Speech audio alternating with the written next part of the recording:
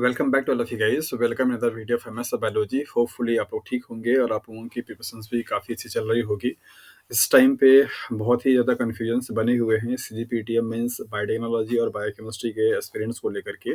उनके दिमाग में भी बहुत ज़्यादा सवाल चल रहे हैं कि किस तरीके से पूरे इंटायर सिलेबस को कवर किया जाए इतने शॉर्ट ड्यूरेशंस में, एज वेल एज कौन से टॉपिक इंपॉर्टेंट हैं, किसको कवर किया जाए और किसको स्किप आउट कर दिया जाए, और किस तरीके से कंटेंट को रिवीजन किया जाए। वीडियो देखने के लिए उनके पास टाइम नहीं है और बुक्स पढ़ने के लिए उनके पास टाइम का बहुत शॉर्टेज है। क्या वो जो की नोट्स मिले हैं वो आप उसको पढ़ करके आप उतने नंबर ऑफ मार्क्स के क्वेश्चंस का आंसर कर पाएंगे कि नहीं। इस तरीके के बहुत सारे सवाल और बहुत सारे कन्फ्यूजन्स स्टूडेंट्स के माइंड्स में चल रहे हैं। सो अगर आप भी C P T M means biotechnology और बायोकेमिस्ट्री के एस्पिरेंट्स हैं और प्रिपरेशंस कर रहे हैं, तो ये वीडियो बेसिकली आपके लिए है। इस वीडियो में बात करने वाले हैं उन स्ट्रेटजी को लेकर के कि लास्ट जो रिमेनिंग 5 डेज़ आपके पास बचे हुए हैं, उन 5 डेज़ में आपको क्या करना चाहिए और क्या नहीं करना चाहिए। कौन-कौन से वो टॉपिक्स हैं जिनको आपको कवर करना चाहिए, किस तरीके से आप अपने इस शॉर्ट ड्यूरेशंस के टाइम ड्यूरेशंस में आप अपने मैक्सिमम कवर सिलेबस को कवर कर सकते हैं और क्या-क्या चीज़ें आपको अवॉइड करनी चाहिए राइट नाउ। सो आज की इस वीडियो में हम लोग इसी चीज़ को लेकर के बात करने वाले हैं। कोशिश रहेगी और उम्मीद रहेगा कि ये वीडियो आपके लिए काफ़ी हेल्पफुल हो, और ताकि आप अपने इस ड्यूरेशंस में, इस टाइम में अपने टाइम को अच्छे से यूज करके और ज़्यादा अपनी प्रिपरेशंस को इम्प्रूव कर सकें और बेटर परफॉर्मेंस करने की उम्मीद करता हूँ। ओके, तो चलिए स्टार्ट करते हैं और देखते हैं कि आज आपको क्या-क्या चीज़ें यहाँ पे जानने को मिलेंगी, जो कि शायद अगर आप एग्जीक्यूट करेंगे तो आपको काफ़ी हेल्प मिल सकती है इस चीज़ को लेकर के। ओके, सो जैसा कि आपको यहाँ पे थंबनेल दिखाई दे रहा है, that is what to do in last 5 days, strategy to cover entire syllabus. ये 2 हमारा मेन टॉपिक होगा आज को लेकर के कि आपको अगले 5 डेज़ में क्या करना चाहिए। 25th को आपका एग्ज़ाम है, और दूसरा कि किस तरीके से अपने सिलेबस को हम कवर करें और कौन-कौन से वो टॉपिक्स होंगे जिनको अगर हम स्किप आउट कर सकते हैं तो भी हमारा काम चल जाएगा। कितना परसेंट में आपको सिलेबस को कवर करके जाना है और क्या अभी एक्चुअली आपकी कंडीशंस है कि कितना परसेंट आपने सिलेबस को कवर कर लिया हुआ है, और अभी क्या आपने 40% 30% ही सिलेबस कवर कर पाए हैं। अगर इस कंडीशंस में है तो फिर उसको लेकर के हम लोग यहाँ पे बात करने वाले हैं। ओके, सो जैसा कि आपको पता है अच्छी तरीके से कि बायोटेक्नोलॉजी में बेसिकली 10 यूनिट्स हैं। सो इन 10 यूनिट्स को कवर करने के लिए आपकी क्या कंडीशंस है और आप अभी किस कंडीशंस में, ये भी जानना बहुत ज़रूरी है।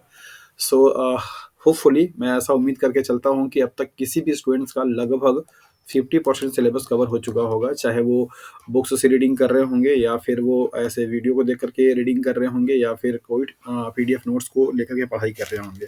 ऐसा मैं मान के चल रहा हूँ कि 50% सिलेबस आप लोगों का कवर होगा, और 50% सिलेबस अगर आपने कवर कर लिया है अपने हैंड से बहुत अच्छे तरीके से, तो ये बहुत ही अच्छी बात है। कुछ लोग ऐसे भी होंगे जो कि शायद अभी मेंस एग्ज़ाम के पेपर 1 में लगे पड़े होंगे, शायद वो पेपर 2 को लेकर के थोड़ा-सा हो सकता है उनके दिमाग में कॉन्फिडेंस या लीनियंसी आ सकती है कि ये तो मेरा सब्जेक्ट है, पूरा बायोटेक्नोलॉजी का होगा, तो इसको हम बाद में भी कवर कर सकते हैं। ऐसा दिमाग में रहा होगा, पेपर फर्स्ट को लेकर के वो थोड़े से ज़्यादा कॉन्शियस हो गए होंगे, ऐसा हो सकता है। तो अगर आप में से जो भी लोग ऐसे कंडीशंस में हैं कि अभी तक उन्होंने पेपर फर्स्ट की सिर्फ फोकस किया, पेपर सेकंड को अभी तक स्टार्ट नहीं किया है, उनके लिए थोड़ी सी प्रॉब्लम हो सकती है, क्योंकि अब आपके पास 5 दिन बचे हुए हैं और 10 यूनिट का आपके पास पूरा सिलेबस है, तो उन 10 यूनिट्स को आप रिमेनिंग 5 डेज़ में कवर नहीं कर पाएँगे, ये आपके लिए प्रॉब्लम बन सकती है। और अगर आपने ऐसी गलती नहीं की है, आपने पहले से ही पेपर 1 और पेपर 2 को स्टार्ट किया हुआ है, तो ये बहुत अच्छी बात है। पेपर 1 भी आपके लिए ज़रूरी है, पेपर 2 भी आपके लिए ज़रूरी है। पेपर 1 फिर भी एमसीक्यूज़ होगा तो आप उसको लगा लेंगे, लेकिन पेपर 2 में मीन्स बायोटेक्नोलॉजी का जो डिस्क्रिप्टिव होगा, इसमें आपको लिखना पड़ेगा, और इसको लिखने के लिए आपके पास कॉन्सेप्ट एंड कंटेंट दोनों चीज़ों का होना बहुत ही ज़रूरी है। सो देखते हैं कि आपको इस रिमेनिंग 5 डेज़ में क्या चीज़ करना चाहिए और क्या चीज़ नहीं करना चाहिए, और कौन-कौन से चीज़ों को करके आप अपनी प्रिपरेशंस को बूस्ट अप कर सकते हैं। सो नंबर पहला चीज़, that is the most important topics. कौन बताएगा कि इस पूरे यूनिट सिलेबस में से सबसे ज़्यादा मोस्ट इम्पोर्टेंट टॉपिक क्या है? कैसे आप उसे फ़िल्टर आउट कर पाएँगे? क्या वो फ़िल्टर आउट करने का स्ट्रैटेजी होना चाहिए जिसके बेसिस पे आप ये बोल सकें कि नहीं, हमारा ये टॉपिक बहुत ही इम्पोर्टेंट है। मैं सिलेबस को यहाँ पे दिखाने नहीं जा रहा हूँ, सिलेबस आपको ऑलरेडी अच्छे तरीके से मालूम है, सबके पास पीडीएफ अवेलेबल होगा। सो उन 10 यूनिट ऑफ सिलेबस में से आपको इस चीज़ को फ़िल्टर आउट करना होगा कि कौन-कौन से टॉपिक मोस्ट प्रोबेबली बहुत ज़्यादा इम्पोर्टेंट होने वाले हैं या एग्ज़ाम के पॉइंट ऑफ व्यू से बहुत इंपॉर्टेंट हो सकता है। अगर आपने रियलिटी में सचमुच में अच्छे तरीके से पढ़ाई किया है और पेपर को आपने सॉल्व किया है और बायोटेक्नोलॉजी डोमेन से अगर आप हैं तो आपको अच्छे से समझ में आता होगा कि कौन-कौन से टॉपिक्स बहुत ज़्यादा इम्पोर्टेंट होने वाले हैं। जैसा कि मैंने पहले ही बताया था कि इस बार का एग्ज़ाम आपका एनटीए का रहने जा रहा है और एनटीए का पेपर का पैटर्न प्रीवियस ईयर के पेपर के पैटर्न से टोटली डिफरेंट रहेगा और इस बार के पेपर का स्टैंडर्ड भी ज़्यादा होगा as compare to the previous year के। तो आप इसके लिए अपने आप को प्रिपेयर करके चलिए। आप 15 या 18th के पेपर को सॉल्यूशंस तो करिए बट उसके बेसिस पे ही सिर्फ तैयारी मत कीजिए क्योंकि इस बार का पेपर का स्टैंडर्ड थोड़ा ज़्यादा होगा। सो मोस्ट इम्पोर्टेंट टॉपिक मैं आपको पहले भी बता चुका हूँ कि आपके 10 यूनिट में से आपके 6 यूनिट ऐसे हैं जो कि बहुत ही ज़्यादा इम्पोर्टेंट हैं। उन 6 यूनिट्स को आपको कवर करना ही करना चाहिए। अगर आपने 6 यूनिट भी कवर नहीं किया है तो फिर आपको अपनी पढ़ाई की स्पीड और अपने स्टडी आवर्स को और इंक्रीज़ करना चाहिए ताकि आप एट लीस्ट 4 डेज़ में अपकमिंग 4 डेज़ में ये 6 यूनिट को पूरी तरीके से कंप्लीट कर सकें। दूसरी चीज़ इम्पोर्टेंट यहाँ पे ये भी है, इस बात को भी समझना है कि किसी भी चीज़ में आपको पीएचडी नहीं करनी है, आपको सारी चीज़ों को नॉर्मल तरीके से जानना है, आपके पास आइडिया होना चाहिए। कुछ लोगों को होता है कि अगर वो मॉलिक्यूलर बायोलॉजी पढ़ रहे हैं, तो मॉलिक्यूलर बायोलॉजी का एक-एक चीज़ उनको पढ़ना होता है, एक-एक चीज़ जानना होता है, ऐसा नहीं है। आपके सिलेबस में इक्वली डिस्ट्रीब्यूशंस किया गया है, 10 यूनिट आपको दिए गए हैं, तो आपको दसों यूनिट पे बराबर प्रॉपर टाइम का डिस्ट्रीब्यूशन करना चाहिए, ना कि किसी चीज़ में आपको पीएचडी करनी चाहिए। हो सकता है कि किसी का मॉलिक्यूलर बायोलॉजी बहुत अच्छा हो सकता है किसी का इम्यूनोलॉजी बहुत अच्छा हो, तो आप सिर्फ़ उसी यूनिट में या उसी टॉपिक से आप कवर मतलब फ़ोकस करने पे मत लगे रहिए क्योंकि हर यूनिट का अपना वेटेज है। उससे ज़्यादा सवाल उससे बनेगा नहीं। तो मॉलिक्यूलर बायोलॉजी में अगर अब आपका कुछ टॉपिक छूट गया है, अगर आपने उसको कवर नहीं किया है, तो आप उसको लालच मत कीजिए। आप बाकी यूनिट पे टाइम दीजिए, आप उसी यूनिट के बाकी रिमेनिंग टॉपिक्स को लेकर के परेशान आप मत होइए। हो सकता है आपको अच्छे तरीके से पता है कि मॉलिक्यूलर बायोलॉजी का सिर्फ़ कोर मॉलिक्यूलर बायोलॉजी आपको सिलेबस में दिया गया पढ़ने के लिए, जिसमें आपको transcription, DNA replications, translation, post translational modification, post translational modifications and operon system mean gene expressions. ये आपके 5 टॉपिक हैं जिनको आपको पढ़ना है। अगर आपकी पकड़ और आपकी कमांड इन 5 टॉपिक पे बहुत अच्छे से हो चुकी है, so there is no need to further go for the molecular biology. अब आपको दोबारा उसमें बहुत ज़्यादा एक्सप्लोर करने की ज़रूरत नहीं है। आप बाकी यूनिट पे मूव ऑन कर सकते हैं, राइट? सो इस तरीके से 6 जो मैंने यूनिट आपको प्रीवियस वीडियोज़ में बताए थे, वो यूनिट हैं आपके दैट इज़ द बायोकेमिस्ट्री का है, राइट? बायोकेमिस्ट्री आपको बहुत इंपॉर्टेंट है क्योंकि ये सारे यूनिट्स क्या हैं डायनामिक्स हैं। तो बायोकेम आपका हो गया पहला, इसके बाद दूसरा आपका हो जाएगा that is the molecular biology means mole bio और तीसरा आपके पास हो जाएगा दैट इज़ द माइक्रोबायोलॉजी और चौथा आपका होगा that is the RDT technology and पाँचवाँ आपका होगा दैट इज़ द इम्यूनोलॉजी।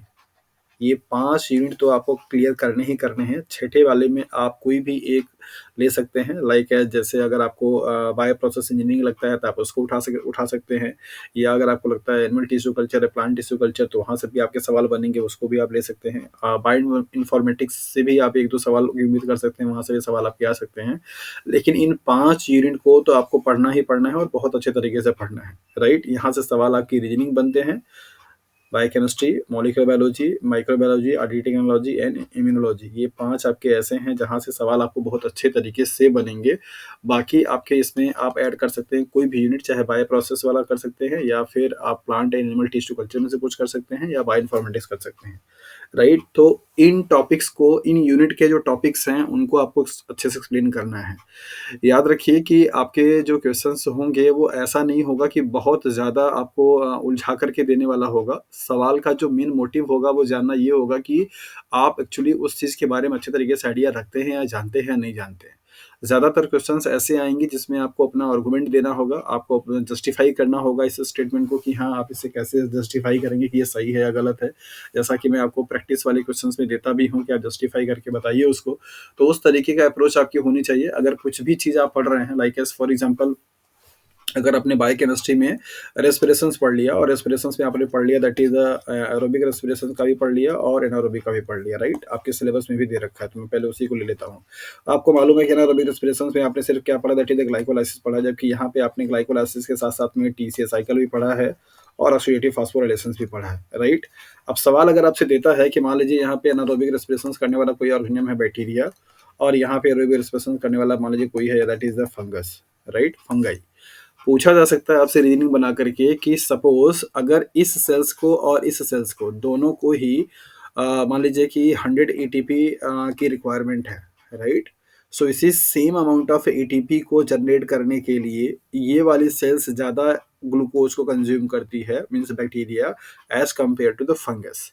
अब आप इस चीज़ को स्टेटमेंट देकर के जस्टिफाई कीजिए कि ऐसा क्यों हो रहा है। Justify why bacteria uses more glucose to produce same amount of ATP as compare to the fungi, right. सब आपको यहाँ पे पूरा अपना कॉन्सेप्ट अच्छे तरीके से लगाना होगा। देखिए यहाँ पे सवाल उसने ये नहीं पूछा कि ग्लाइकोलाइसिस, टीसीएल साइकिल या ऑक्सीडेटिव फास्फोरेसेंस क्या होता है। सवाल यहाँ पे फंसा के आपको थोड़ा सा पूछा ट्विस्ट करके, अल्टीमेटली आंसर आप वही देंगे, राइट। पूछा आपसे यही है कि जो एनारोबिक रेस्पिरेशन करने वाला माइक्रो ऑर्गेनिज्म है उसको ग्लूकोज की रिक्वायरमेंट ज़्यादा है सेम अमाउंट ऑफ एटीपी को जनरेट करने के लिए as compare to the aerobic respiration करने वाले ऑर्गेनिज्म के। तो explain why and justify your statement या आर्गुमेंट दिस स्टेटमेंट। ऐसा क्यों आपको लगता है, आपको उसको बताना होगा। सो ऐसे सवाल को लेकर के आपको क्या आंसर देना होगा। जैसा कि आप जानते हैं कि एनारोबिक रेस्पिरेशन में सिर्फ और सिर्फ ग्लाइकोलाइसिस चलती है और ग्लाइकोलाइसिस के थ्रू आपका नेट जो गेन होगा वो सिर्फ कितना होगा, दैट इज 2 एटीपी मॉलिक्यूल्स का होगा एक ग्लूकोज के मॉलिक्यूल से। जबकि अगर एरोबिक रेस्पिरेशन चलेगा तो यहाँ पे आपको टोटल 32 एटीपी का जनरेशन होगा एक ग्लूकोज के मॉलिक्यूल से। तो 16 टाइम मीन्स 1:16 का रेशियो है यहाँ पे किसका, एनारोबिक और एरोबिक रेस्पिरेशन का। मतलब अगर एरोबिक रेस्पिरेशन कोई कर रहा है और एक ग्लूकोज का मॉलिक्यूल अगर वहाँ पे यूटिलाइज करेगा तो वो 32 एटीपी बनाएगा। जबकि अगर कोई एनारोबिक रेस्पिरेशन कर रहा है तो एक ग्लूकोज के मॉलिक्यूल से सिर्फ और सिर्फ 2 ग्लूकोज मॉलिक्यूल्स एटीपी मॉलिक्यूल बनाएगा। तो यहाँ पे क्या है, 16 टाइम मोर एफिशिएंट है aerobic respiration as compare to the anaerobic respiration से। सो आपको अपने स्टेटमेंट को प्रूव करने के लिए ऐसे लॉजिक आपको देने पड़ेंगे। आपको यहाँ पे बताना पड़ेगा कि एरोबिक रेस्पिरेशन में ग्लूकोज के मेटाबॉलिज्म को लेकर के कितने साइकिल चलते हैं, क्या क्या पाथवे हैं।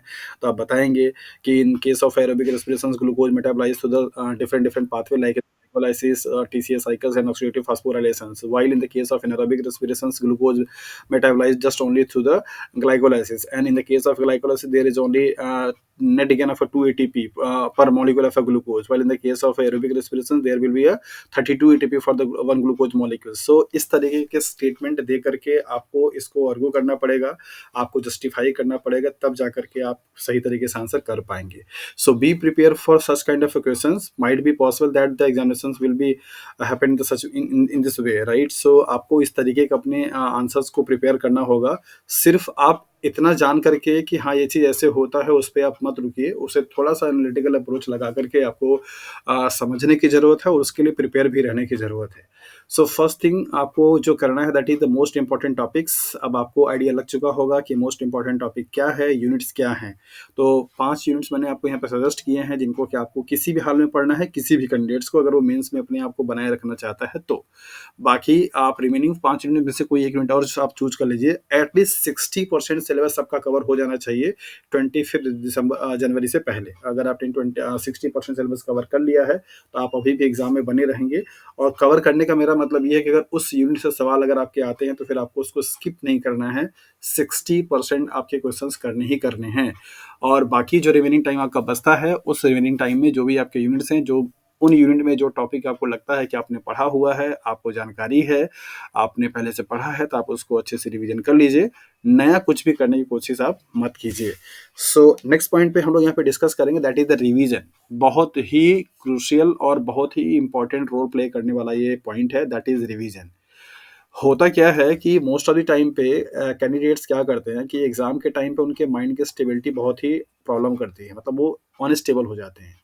उनके दिमाग में चलता रहता है कि हम बायोकेमिस्ट्री पढ़ रहे हैं तो इम्यूनोलॉजी छूट रहा है, इम्यूनोलॉजी पढ़ रहे हैं तो मॉलिक्यूलर बायोलॉजी छूट रहा है, मॉलिक्यूलर बायोलॉजी पढ़ रहे हैं तो माइक्रोबायोलॉजी छूट रहा है। तो होता क्या है कि वो ऐसे सीरीज में लीनियंसी की तरह क्या करते हैं, पढ़ते चले जाते हैं। बायोकेमिस्ट्री पढ़ेंगे, फिर मॉलिक्यूलर पढ़ेंगे, फिर इम्यूनोलॉजी पढ़ेंगे, और जैसे जैसे वो आगे की तरफ बढ़ते हैं पीछे की चीज़ें सारी क्या होती है, मिस होती चली जाती हैं। सो इस चीज़ को करने से आप बचें। आपको रिवीजन करना बहुत बहुत ज़रूरी है। कॉन्फिडेंस अच्छी चीज़ है बट उससे सुपरफिशियल लेकर के ओवर कॉन्फिडेंस आप मत होइए कि अच्छा ये वाला तो मेरा डोमेन है, इसमें सब मुझे आता है।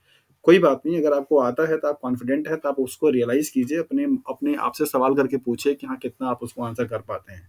सो रिवीजन बहुत ही ज़रूरी है। डेली बेसिस पे आप अपने जो भी टॉपिक्स आपने कवर कर रखे हैं उन टॉपिक्स को आप रिवीजन करते रहिए। जो भी आपने की नोट्स बनाए हैं, पीडीएफ बनाया है, हैंड नोट्स बनाया है, जो भी तरीका आपने अपनाया है उस नोट्स को लेकर के आप उनको रिवीजन करते रहिए। रिवीजन करना बहुत-बहुत ज़रूरी है आपके माइंड में उन चीज़ों की इम्प्रिंटिंग करने के लिए। आपको पता ही होगा ह्यूमन ब्रेन की टेंडेंसी होती है कि किसी भी चीज़ को अगर आप बार-बार रिपीट करते हैं, बार-बार अगर आपके वो आँख के सामने या आपके कान में उसकी साउंड जाती है, तो उसका लॉन्ग टर्म तक के लिए क्या होता है, स्टोरेज होता है आपके ब्रेन में। राइट? तो उस चीज़ को करने के लिए आपको उन चीज़ों को बार-बार क्या करना पड़ेगा, रिवीजन करना पड़ेगा, तब जाकर के चीज़ें आपके माइंड में स्टोर हो पाएँगी। अदरवाइज़ होगा यही कि आप पढ़ेंगे सब कुछ बट याद आपको कुछ भी नहीं रहेगा। और ये ऐसा होता है, ये ह्यूमन टेंडेंसी है कि आप अगर आपने पहले से पढ़ाई नहीं की है और आप अचानक से पूरे इतने बड़े सिलेबस को कम से कम टाइम में पूरा कवर करने की कोशिश कर रहे हैं, तो आपको लगेगा तो सही कि आप बहुत पढ़ रहे हैं, आप बहुत पढ़ रहे हैं, लेकिन वो स्टोर कितना हो रहा है? क्योंकि ब्रेन के जो न्यूरॉन्स है ना, उनकी भी एक लिमिट है कि वो एक टाइम पे कितनी चीज़ों को स्टोर कर पाएँगे। सिर्फ़ पढ़ लेना आपका काम नहीं है। सिर्फ़ पढ़ कर के निकल जाना कि हाँ, हमने ये टॉपिक कवर कर लिया, that is not your job. आपको क्या करना है कि आपको पढ़ने के साथ-साथ में वो चीज़ें आपके दिमाग में स्टोर होनी चाहिए, और स्टोर होने के लिए ना यहाँ पे गैप होना चाहिए। आपकी आप लगातार अगर किसी अपने ब्रेन को लगातार इन्फॉर्मेशन पे इन्फॉर्मेशन देते रहेंगे ना, तो ये सारी चीज़ें आपके दिमाग में स्टोर नहीं हो पाएँगी, ये सब स्किप आउट होना शुरू हो जाती हैं। सो स्टोर आउट होने के लिए मतलब आपको स्टोर करने के लिए उसे ज़रूरी है आप उसे रिवीजन करते रहिए और उसको बार-बार रिकॉल करते रहिए, ताकि ये चीज़ें दिमाग में आपके रहें कि हाँ, हमने ये चीज़ पढ़ाई की हुई है। अदरवाइज़ वही होगा कि आप पढ़े सब कुछ रहेंगे, याद कुछ भी नहीं रहेगा। So second important cheese that is आपको रिवीजन करना बहुत ज़रूरी है। Don't explore new topics. अगर आपने अब तक जिस टॉपिक को नहीं जाना है, नहीं पढ़ा है, नहीं समझा है, सो प्लीज़ उसे ट्राई मत कीजिए कहीं से भी उन चीज़ के बारे में एक्सप्लोर करने की, क्योंकि वो सिर्फ़ और सिर्फ़ वेस्ट ऑफ टाइम होगा। आप नई चीज़ को एक्सप्लोर करने के चक्कर में जो आपके पास टाइम बचा हुआ है, जिसको आप यूटिलाइज़ कर सकते हैं अपने पहले से ही पढ़े हुए टॉपिक को कवर करने में, वो भी आप लॉस कर देंगे। आप यकीन मानिए इस टाइम पे अगर आप कुछ भी नया चीज़ पढ़ेंगे तो आपका दिमाग उसे लेने की कंडीशन में नहीं है, और आप उसको सही तरीके से अपने दिमाग में फिट नहीं कर पाएँगे, और वो आप एग्ज़ाम में लिख भी नहीं पाएँगे। और इतना भी आसान कोई चीज़ नहीं है कि आपने नया चीज़ उसे खोजा और कहीं से आपने पढ़ लिया और आपके दिमाग में वो फिट बैठ गई। ये वो टाइम अब नहीं है। इस टाइम पे आपको सिर्फ़ और सिर्फ़ पढ़े-पढ़ाए टॉपिक पे जो आपने पहले से मेहनत किया हुआ है, उन टॉपिक को कवर करने की ज़रूरत है, उसको प्रैक्टिस करने की ज़रूरत है, उसको रिवीज़न करने की ज़रूरत है, उसको सिस्टमैटिकली अपने दिमाग में बैठाने की ज़रूरत है, ताकि आप वहाँ पे अच्छे तरीके से लिख पाएँ। सो प्लीज़ आप सभी लोगों से मेरा सजेशन सही रहेगा कि आप नई कोई चीज़ को एक्सप्लोर करने की कोशिश मत कीजिए, और जो चीज़ अब तक आप लोगों ने नहीं पढ़ी है, उसको अब टच करने की कोशिश आप मत कीजिए। जितना पढ़ा है, उसमें आपने अच्छे तरीके से उसको कंठस्थ करने की कोशिश कीजिए।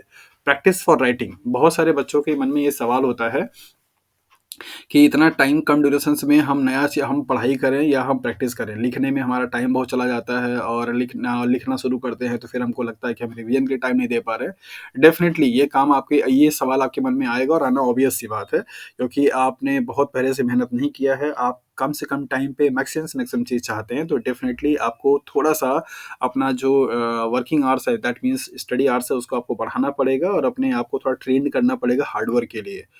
प्रैक्टिस राइटिंग की करना मत छोड़िए, अदरवाइज़ आप परेशान हो जाएँगे एग्ज़ाम के टाइम पे कि आपको आता हुआ चीज़ भी आप लिख नहीं पाएँगे। अभी आपके माइंड का कंडीशंस अलग है, बट एग्ज़ाम के टाइम पे आपका स्टेटस कुछ अलग रहेगा। आपको 3 घंटे में ही अपना बेस्ट देने की ज़रूरत है। तो उस 3 घंटे में आप बेस्ट दे पाएँ, उसके पहले आपको कई घंटे, कई दिन अच्छे तरीके से काम करना पड़ता है।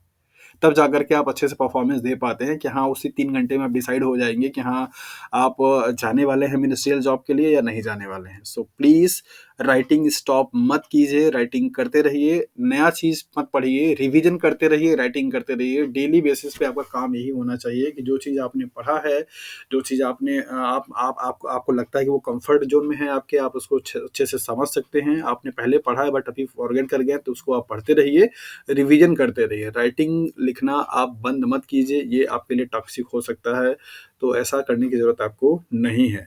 सो डियर एस्पिरेंट्स, आप सब लोगों को इस टाइम पे जो चीज़ करने की ज़रूरत है वो यही है कि आपको उन उन टॉपिक्स को जो कि बहुत इम्पोर्टेंट लगते हैं, सारे यूनिट से उनको आपको अच्छे तरीके से एक्सप्लोर करना है, उनको पढ़ते जाना है, और आपने जो चीज़ पढ़ी हुई है उनको रिवीजन भी करते रहना है। साथ-साथ में नई कोई चीज़ आपको एक्सप्लोर करने की ज़रूरत नहीं है और राइटिंग की प्रैक्टिस आपको डेली बेसिस पे करते रहना है। बाकी मैं आपको model test, model questions and उनके आंसर्स के टेम्पलेट यहाँ पे प्रोवाइड करता रहता हूँ और उससे आपको एक आइडिया लगता है कि आपको उस वाले क्वेश्चंस में क्या हेडिंग और सब हेडिंग होने की ज़रूरत है। अगर आप इस तरीके के वीडियोज़ को देख कर के अगर खुद से पॉसिबल जो क्वेश्चंस होते हैं उनके लिए अगर आप इस तरीके का मॉडल आंसर्स क्रिएट कर पाते हैं, टेम्पलेट क्रिएट कर पाते हैं, so that is very good for you. आपके लिए बहुत-बहुत अच्छा रहेगा और होपफुली कि आप सभी लोग अपने-अपने ड्यूटी को अच्छे से परफ़ॉर्म कर रहे होंगे। आपके जो भी वर्किंग आवर्स होंगे, उनके अलावा अपनी पढ़ाई पर आप अच्छे से फ़ोकस कर पा रहे होंगे। सबसे इम्पोर्टेंट जो चीज़ है लास्ट में समरी करना चाहूँगा कि अपने आप को लेकर के ज़रा-सा भी आप हेजिटेट मत होइए और अपने आप से कॉम्पिटिशन अपने आप को ये लेकर के लूज़ फ़ील मत कीजिए कि हाँ, हम अच्छा नहीं कर पा रहे हैं। याद रखिए कि आपका कॉम्पिटिशन सिर्फ़ बायोटेक के इस कैंडिडेट से ही होगा और बायोटेक के कैंडिडेट जितने भी होंगे मोर और लेस सबकी कंडीशंस वैसी ही है, जैसी आपकी है। कहीं न कहीं वो भी एंगेज हैं, या तो कहीं जॉब कर रहे हैं, या तो कहीं प्रोजेक्ट कर रहे हैं, या तो पीएचडी कर रहे हैं, या तो फिर टीचिंग कर रहे हैं, राइट? बहुत कम कैंडिडेट ऐसे होंगे जो कि स्टेट गवर्नमेंट की लाइक एज़ यूपीपीएससी मतलब पीएससी का या फिर यूपीएससी के एग्ज़ाम की तैयारी करते हैं, राइट? उनका उनका थोड़ा-सा माइंडसेट अलग होगा, प्री एग्ज़ाम्स के लिए मतलब फर्स्ट पेपर फर्स्ट के लिए वो अच्छे से प्रिपेयर होंगे, बट सेकंड के लिए वो भी दिक्कत में आएँगे। तो आपका कॉम्पिटिशन सिर्फ़ बायोटेक के डोमेन्स के बच्चों से है और बायोटेक के बच्चे जितने भी हैं, उनका कुछ न मिला-जुला कर के कंडीशन सेम वैसा ही है। तो आपको अपने आप को कभी भी ऐसे कमज़ोर फ़ील नहीं करना है, अपना कॉन्फिडेंस आप बनाए रखिए। अननेसेसरी की जो चीज़ों को सोचने से ज़्यादा बेटर है कि आप उस पे काम करते रहिए और टाइम को यूटिलाइज़ करते रहिए, ताकि आप अपनी तरफ अपने टारगेट की तरफ धीरे-धीरे क्या है मूव करते रहिए। मूव ऑन होना बहुत ज़रूरी है, भले ही रेट आपकी स्लो हो, doesn't matter, right? But stop होकर के सिर्फ़ अगर आप सोचेंगे तो वो आपके लिए प्रॉब्लम करेगी। So thank you for watching this video. Hopefully कि आप लोग अपना तैयारी अच्छे से करते रहें और ये वीडियो आपके लिए हेल्प करे आपके इस प्रिपरेशंस में। और जो लोग भी अभी हमसे नहीं जुड़े हैं, अगर जुड़ना चाहते हैं तो एमएस बायोलॉजी की ऐप पे आपके कोर्सेस अवेलेबल हैं। आप स्टडी मटेरियल या पूरे एंटायर कोर्स को परचेज कर सकते हैं। वो कोर्स आपके लिए काफ़ी हेल्पफुल रहेगा। So thank you for watching this video.